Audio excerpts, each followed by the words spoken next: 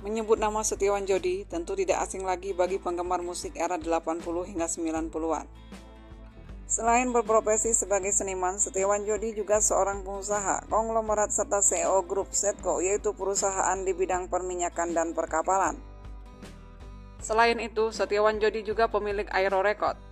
Sejumlah band rock tanah air pernah di bawah naungannya, seperti Rotor dan Edane. Koleksi gitarnya semua berharga mahal.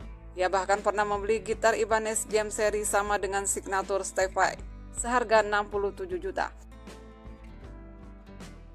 Ia juga cucu dari pahlawan nasional yaitu Dr. Wahidin Sudirohusodo. Ini bisa kita lihat dari nama aslinya, Kanjeng Pangeran Haryo Salahuddin Setiawan Jodi Nur Hadiningrat. Ia lahir pada 13 Maret 1947 di Surakarta, Jawa Tengah. Setiawan Jodi merupakan lulusan Universitas Wharton dan lulusan S2 Filsafat dari Universitas California.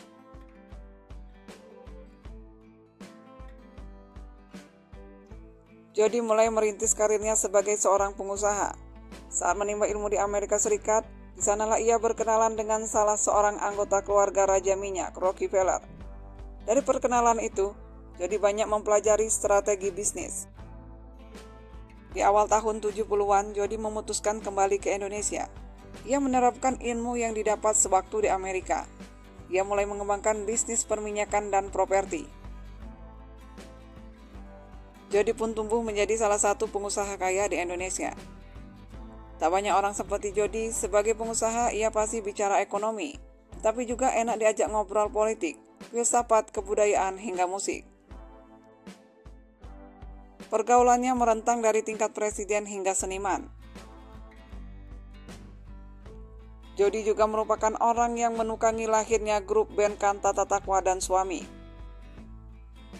Ia berperan sebagai gitaris, penulis lagu, dan membiayai seluruh konser Suami dan Kantata Takwa.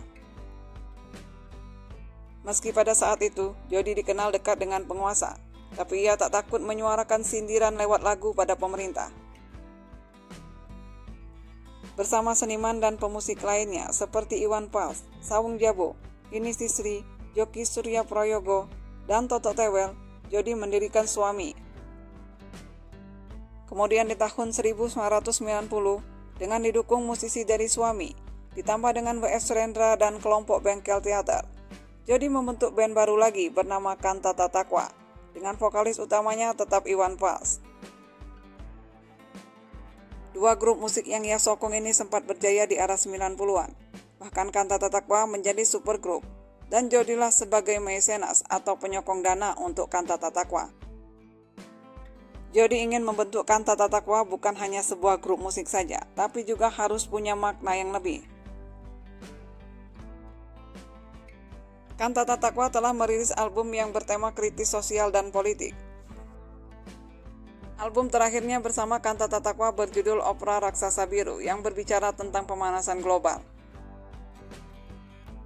Di tahun 1991, bersama Kantata Takwa, Jodi mempromotori konser Kantata Takwa di Stadion Gelora Bung Karno. Dan konser Kantata Takwa ini mencatat sejarah sebagai konser terbesar yang pernah terjadi di Indonesia, dengan jumlah penonton sebanyak 150.000 orang. Konser ini dianggap pengamat musik sebagai konser terbesar dan termega yang pernah terjadi di Indonesia pada masa itu. Karena pertama kalinya menggunakan tata lampu yang mewah. Konser ini merupakan konser revolusi dan luapan rakyat karena terkekang zaman Orde Baru. Penonton yang sangat membludak sampai menjebol pagar Stadion GBK. Kerusuhan pun sempat terjadi akibat banyaknya orang yang kecewa tidak bisa masuk karena kapasitas GBK sudah penuh.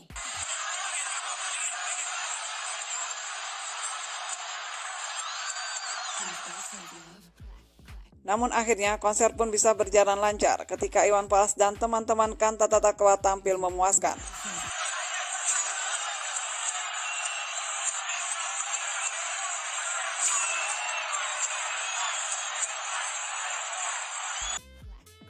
Satu hal yang menarik dari seorang Setiawan Jodi, ia adalah seniman sejati. Bagi Jodi, ia tak melulu menomorsatukan keuntungan materi. Sukses tidaknya sebuah karya tidak dilihat dari banyaknya keping album yang laku terjual, Yang jauh lebih penting bagi Jody adalah bagaimana menyampaikan pesan ke masyarakat seluas-luasnya, bahkan hingga ke telinga pemerintah.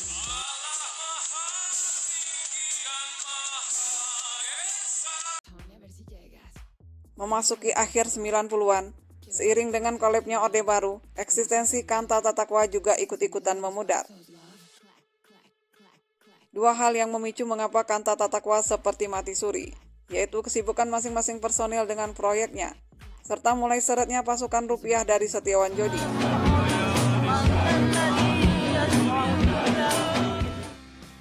Tak berhenti sampai di situ, di tahun 1993, Jody kembali mempromotori konser besar dengan mendatangkan Metallica. Sama halnya seperti suami dan Kantata Takwa, Jody percaya musik Metallica mempresentasikan suara perubahan yang terjadi di dunia pada masa itu. Jody ingin suara demokrasi yang berlangsung di Uni Soviet dan Cina juga merambah ke Indonesia melalui musik. Sayangnya, konser hari pertama Metallica yang berlangsung di Stadion Lebak Bulus diwarnai kerusuhan. Tak hanya Metallica, Jody juga pernah mendatangkan Sepultura ke Indonesia. Sebagai seorang musisi, Jody sangat menguasai alat musik gitar. Ia bahkan pernah meraih penghargaan sebagai gitaris terbaik di Asia versi majalah The Rolling Stone pada tahun 1990.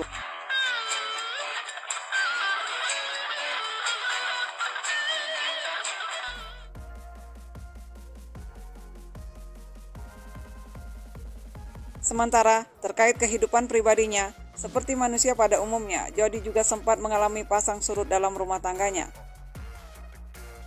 Pernikahan keduanya dengan model cantik Sandi Harun berakhir dengan perceraian dan menimbulkan perseteruan dengan mantan istrinya itu.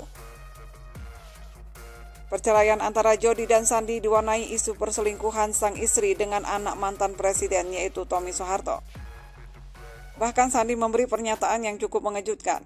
Ia mengakui bahwa anaknya yang bernama Marimbi Jody Putri adalah anak hasil hubungannya dengan Tommy Soeharto.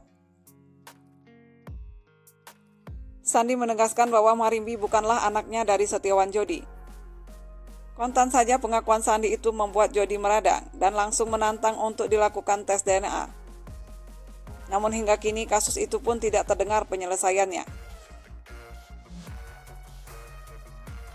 Dari pernikahan pertamanya dengan Eti, Jody dikaruniai 5 orang anak, yaitu Natali Esti Chandra, Andini Jody Putri, Maharani Jody Putri, Sri Janan Jody Putri, dan Bey Mahaya Jody Putra. Pada tahun 2009, Jody jatuh sakit dan harus menjalani transplantasi liver di Singapura. Setelah operasi, Jody merasa mendapatkan kesempatan hidup kedua kalinya. Oleh karena itulah, kini Jody berusaha menjalani hidup dengan lebih baik. Jody mulai menerapkan gaya hidup sehat.